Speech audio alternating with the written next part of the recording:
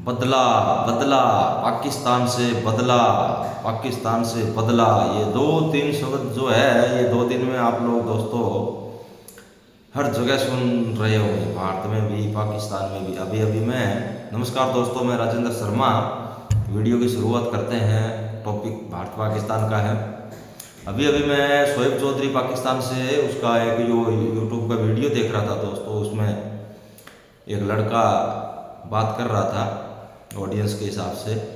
तो वो बोल रहा था लड़का कि भाई ये जो इंसिडेंट हुआ अभी पहलगाम में, उसका बोला भारत बदला लेगा करेगा तो भारत को पब्लिक पर अटैक नहीं करना चाहिए, इस तरह से बातें कर रहा था। तो मैं आप लोगों से बात यही करना चाह रहा था दोस्तों कि ये मामला तो बड़ा हो गया है, अभी छोटा मामला नहीं रह गया है। बदला बदला बदला, ये बदला भी जरूरी है। बहुत ही खतरनाक चीज़, बहुत ही गलत चीज़ जो है तो हुई है देश में, ये टेररिस्ट अटैक जो हुआ है। बदला कैसा होना चाहिए उस पर हम आम लोग हैं, ज़्यादा कोई हम कोई वो डिफेंस एक्सपर्ट नहीं है, लेकिन अपन आपस में बात तो कर ही सकते हैं दोस्तों। और मेरे को ये वीडियो बनाने की प्रेरणा उस लड़के से मिली जो पाकिस्तान के ऑडियंस में बोल रहा था लड़का। उस लड़के की आंखें देखो दोस्तों, वो शोएब चौधरी की आंखें देखो, उनकी वो दहशत उनकी आंखों में स्पष्ट है। पाकिस्तान की जनता की आंखों में एक दहशत है भारत की तरफ से, वो स्पष्ट है दोस्तों। वो मर रहे हैं, वो आके ही मर रहे हैं। 350 रुपये किलो का आटा खा रहे हैं वो लोग, इतना दुखी परेशान वैसे ही हैं। क्या बदला लोगे उनसे? मेरे को क्या मारोगे? और मारना भी नहीं है। तो मेरा वीडियो बनाने का मकसद ये था कि वो मैं उस पाकिस्तानी लड़के से मुखातिब हूँ। एक्चुअली आपको बताऊँ, जो शोएब चौधरी के वीडियो में बोल रहा था कि इनोसेंट पब्लिक के ऊपर जो है पाकिस्तानी पब्लिक पर कोई अटैक नहीं करना चाहिए। तो भाई तुम किससे बात कर रहे हो मेरे दोस्त? क्या समझ रहे हो तुम? किसको बोल रहे हो अटैक करने के लिए? भारतीय प्रधानमंत्री नरेंद्र मोदी के बारे में ये बात कर रहे हो आप? क्या समझते हो आप दोस्त? वो कोई ये टट्टू पंजू कोई मुख्यमंत्री प्रधानमंत्री है क्या? जो एक अब क्या किसको समझा रहे हो? इनोसेंट पर मत करो यार। नरेंद्र मोदी है वो भाई साहब, वो जानता है कहाँ मारने से मरता है, कहाँ मारना चाहिए। पब्लिक को मारेंगे हम खुद ही सपोर्ट नहीं करें। अगर इंडियन पब्लिक सपोर्ट नहीं करेगी, अगर कोई पब्लिक के ऊपर ये करना होता तो उसके लिए इतना दिन लगेगा। अभी 15 दिन और है बाबू, आप वेट करना, 15 दिन अभी और लगेगा। वो जगह ढूंढ रहे हैं ना, वो रस्सी तो ढूंढ रहे हैं कि कहाँ करना है और कैसे करना है। आप लोगों को मारना होता तो 15 मिनट का काम है। अगर भाई साहब लाहौर में अटैक करना होगा तो 15 मिनट की बात है। 15 मिनट में पब्लिक को तो मार दो, 15 मिनट में मार सकते हैं। पाकिस्तानी पब्लिक को मारने में कितना समय लगता है बाबू? लेकिन नहीं करेंगे दोस्त, ऐसा नहीं करेंगे। उसके शब्दों पर गौर करो, उसने क्या किया, क्या बोला, क्या है, पहले शब्दों पर गौर करो। बिहार में मधुबनी में जब उसने बोला है ना आका, वो आका को ढूंढ रहा है। 15 दिन पहले आपके आका ने जो बयान दिया था ना, 2 नेशन थ्योरी, उसको ढूंढा जा रहा है मेरे भाई। वो कहाँ सोता है, कितनी उसकी सिक्योरिटी है, कहाँ जाता है, कहाँ आता है, कब आता है, कब जाता है, उसको ढूंढा जा रहा है मेरे भाई। उसको पकड़ेंगे, चाहे दिन 15 लग जाए, महीना लग जाए, 2 महीना भी लग जाए, कोई जल्दी नहीं है। उसी को ढूंढा जा रहा है। उसको बताना है कि 2 नेशन, और हाँ यही हम चाहते हैं कि उसको बताया जाए कि 2 नेशन थ्योरी क्या होती है। उसको जिन्ना बनने का शौक है ना अनपढ़ गंवार को, उसको ये दिखाना है कि क्या होता है, कैसे होता है। वो बहुत बड़ा नेता बन रहा था, जिन्ना बन रहा था वो, कि 2 नेशन थ्योरी है, हिंदुओं के खिलाफ ऐसे है वैसे है। इसका अंजाम क्या होता है ये उसको दिखाना चाहिए। हमें कोई मतलब नहीं है, हमारे 28 निर्दोष मर गए, उनको हम पचा लेंगे। हमें नहीं चाहिए, 28 भी नहीं चाहिए पाकिस्तान की तरफ से। उसको पकड़ना है, जिन्ना को। जिन्ना बन रहा था ना Munir, general Munir, army chief, head of army chief Pakistan को पकड़ना है। जिस तरह से घुटने टिकाए थे 71 में 93,000 फौजियों के साथ में, उस तरह से उसका इलाज करना चाहिए। उसको किडनैप करके लाया जाए, चाहे जिंदा लाया जाए, चाहे मरा हुआ लाया जाए, उसको उसको भारत लेकर के आना चाहिए। ये एक आम छोटे हिंदुस्तानी के रूप में मेरी प्रधानमंत्री मोदी जी से ये मांग है और मैं यही चाहता हूँ और मेरे को 99.9% लगता है कि यही होगा, यही चल रहा है, मतलब हमारे लीडरशिप के दिमाग में यही चल रहा है कि यही होगा। आम पब्लिक को मारेंगे, क्यों काय को मारना है? मरे हुए पाकिस्तान के लोग तो बेचारे वैसे ही दुखी हैं इन नेताओं की वजह से और इस सेना की वजह से। करप्ट सेना है आपकी, करप्ट नेता है आपके। देखा नहीं आपने, कुछ हुआ ही नहीं, उससे पहले बोलते हैं हम एटम मार देंगे, हम परमाणु मार देंगे, हम एटम मार देंगे, हम एटम वाले हैं, एटम वाले। कोई एटम की बात करता है क्या? आज तक के इतिहास में पाकिस्तान के अलावा कोई भी देश एटम की बात करता है कि हम एटम मार देंगे? एटम जो है युद्ध के उसके परिप्रेक्ष्य में देखा जाए ना तो सबसे बड़ी गाली है वो। एटम मारना बोले तो कोई छोटी मोटी बात है क्या? एटम का नाम ही लेना एक अपने आप में बहुत गलत है। बनाना है वो ठीक है, बना लिया, अपना सबके पास है, भारत के पास भी है। भारत ने तो कभी नहीं बोला मैं एटम मार दूंगा, और भारत क्या दूसरा देश भी कोई नहीं बोलता है। लेकिन पाकिस्तान बार बार बोलता है हमारे पास एटम है, एटम है, एटम है, पाव पाव के न आधा आधा के न, ये नॉनसेंस बातें करता है पाकिस्तान की जो लीडरशिप है। दोस्तों, मेरे पाकिस्तान के भाइयों, एज ए आम लोग मैं आपको बोल रहा हूँ, मैं मेरे हिंदुस्तान के भाइयों को भी बोल रहा हूँ और पाकिस्तान वालों को भी बोल रहा हूँ,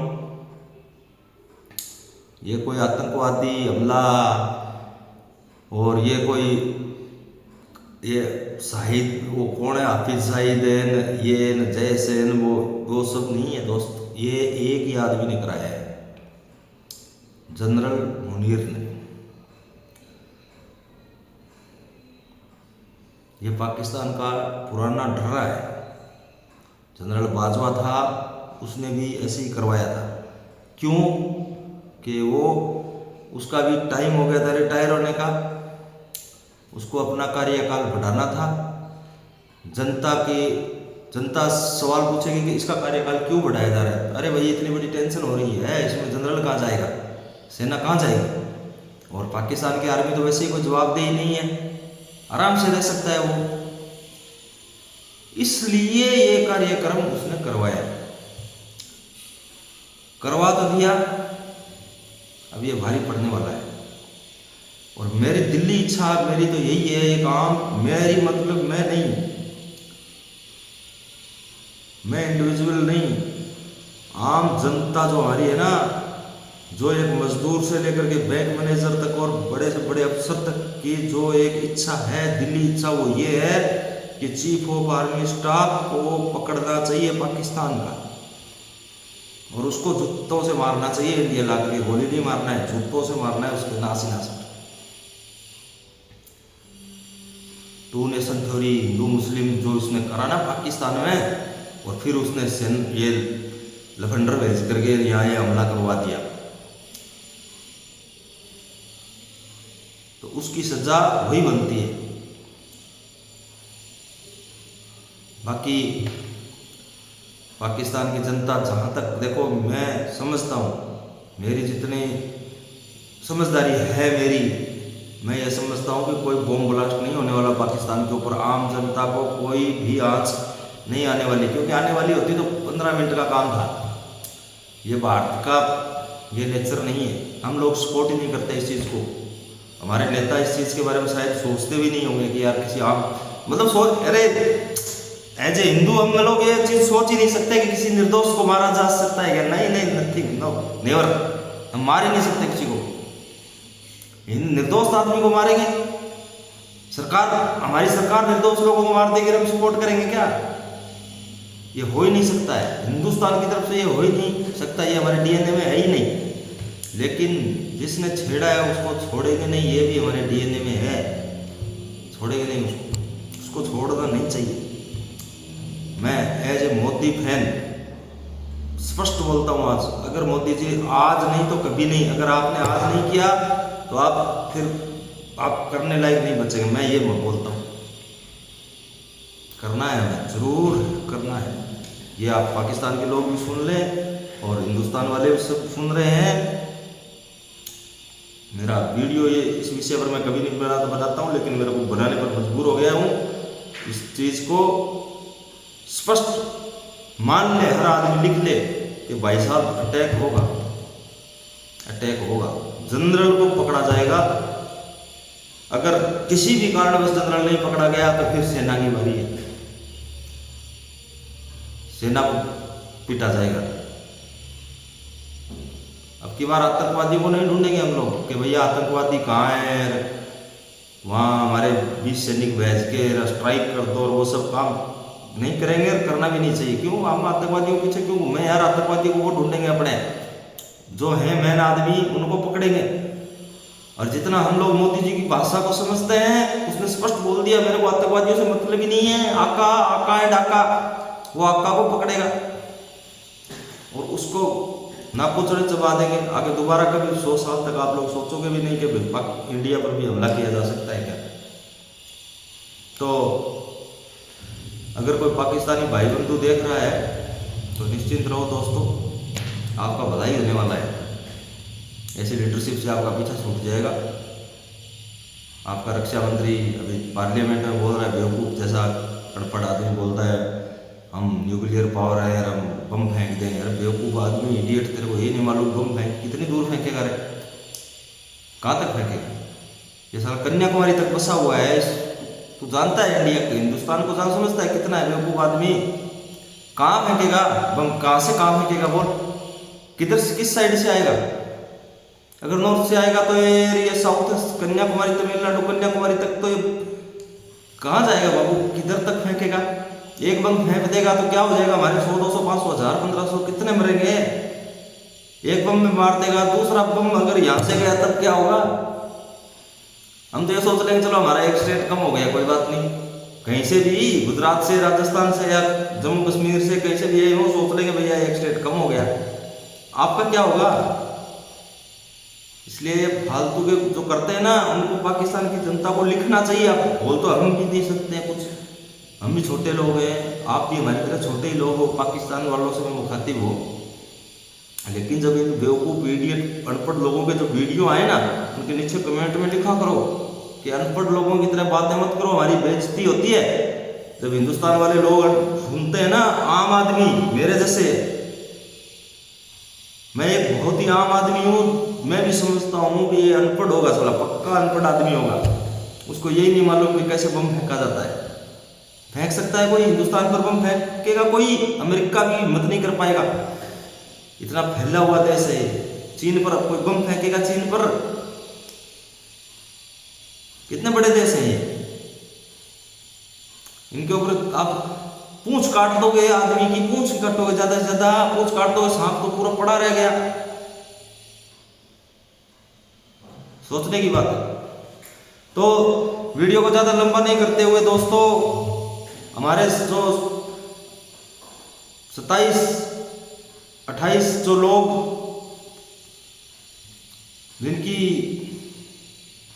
दुखद मृत्यु हो गई है, उनको श्रद्धांजलि देते हुए इस वीडियो की समाप्ति करते हैं। बहुत ही दुखद ये घटनाक्रम हुआ, लेकिन इसका शुरुआत उधर से हुई है, इसका अंत मोदी जी करें और इस तरह से करें कि उनकी पुश्तें याद रखें। जय हिंद, जय श्री राम, राम राम दोस्तों।